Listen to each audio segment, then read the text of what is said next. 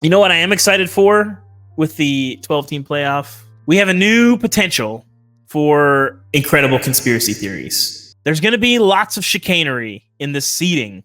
And there's going to be people saying, like, if Penn State gets squeezed from an 8 to a 9, well, they only put us there because they think that the logistics of us hosting a game are going to be too hard. Okay, like so A&M gets squeezed out. Whether it's real or not, fans are going to believe that it's real. That happened at coming out of Big 12 media days. I think it was Richard Clark, the new executive director who replaces Bill Hancock. He gave a little speech press conference to, I think, all the Power 4 media days, or maybe most of them. And he was asked about logistics and stuff like that. And he talked about how everybody is preparing for this, and like, we don't know how this is all going to play out. Like, the playoff has a plan for hotel rooms, for staffing, for all these different things. Like, we're going to have a story on it before the season. Like, they are ready for all of this.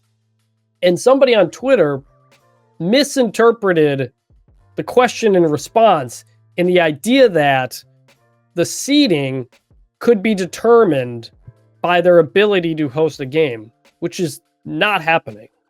And Chris, are you doubting the ability of college football fans to believe in alternate reality? Well, see, so Florida State fans jumped on that whole thing. And so, like, I'm one of the people who think Florida State did get robbed. Florida State should have played for the championship last year. Yep. I also don't think it was a conspiracy. I think it was just that Jordan Travis wasn't playing, and they weren't as good with Jordan Travis, and that's why they made the decision that they made. But you're right. The committee is going to be scrutinized more than ever before. I wrote this last winter around this time. Like, yeah, we had the Ohio State TCU Baylor thing in 2014. We had the Florida State Alabama thing last year. Their job's pretty simple. That's most about of the time. it. It's been pretty easy, and now they have to do all kinds of things here, because it's how do you rank those top 4 champions? It's who gets who gets the last home game at 8 and 9, who's the last at-large team in, who's the group of 5 team that gets in, who gets placed in the 5-12 and you play the 4. It might be better in many ways. Being the 5 seed might be the best spot in this tournament, because you're probably playing the group of 5 champion at 12. You win at home. You're playing the 4 seed, who's probably a Big 12 champion at that point. And if you're Georgia coming off an SEC championship game loss, like, it's a pretty good path. And it's like, all of these things are going to be much more heavily scrutinized.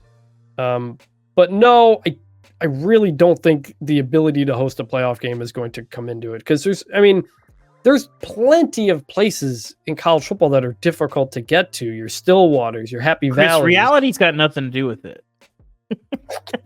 So, perception is reality. This is college football, where things are literally decided by the opinions of 13 human beings. People are going to read into stuff whatever they want. For all the BCS stuff, you knew, like, there wasn't a lot of like tinfoil hatting in the BCS era. There wasn't a lot of like, oh, ESPN hacked the computer so that they could get a better matchup in the BCS championship game. You knew what the formula was. You could sort of break it down. It was very predictable. You could say, well, the gap between 2 and 3 is here, so if they win or lose, like, they still got some breathing room. The committee, we have no idea how far the gaps are. The only way you get that is by reading between the lines of whatever the chairman says, on a given Tuesday night. I mean, listen. I agree that I think that the committee has done a good job. I am not a tinfoil hat guy, really, with anything that the committee has done. But I'm also sane, which, there's a few people who follow college football who might make that claim, but it might be dubious in terms of the reality of where their brain chemistry is at. And so, people are going to see what they want to see, And I don't know about you, Chris, but I think we can all agree that if Kirk Herbstreit just, was doing NFL games, Florida State would have won the national championship last year, because they would have been in the playoff. They would have won out. This is all on Kirk Herbstreit's plate that he did this, right? So, people are going to believe what they want to believe. It's going to be interesting to see how the playoff approaches things now with new leadership and new, just kind of the way it goes about itself. I showed that clip and the people saying it was rigged. I showed that to the because I was with the CFP people at the time at media days. I was like, hey, this is going around right away. They didn't really want to care to comment on it or anything like that. But it doesn't matter what they say. That's what I'm saying. People are going to fill in their reasons for why. People are absolutely going to do a lot of that stuff. So it'll be interesting. There will be no year in which we do not have controversy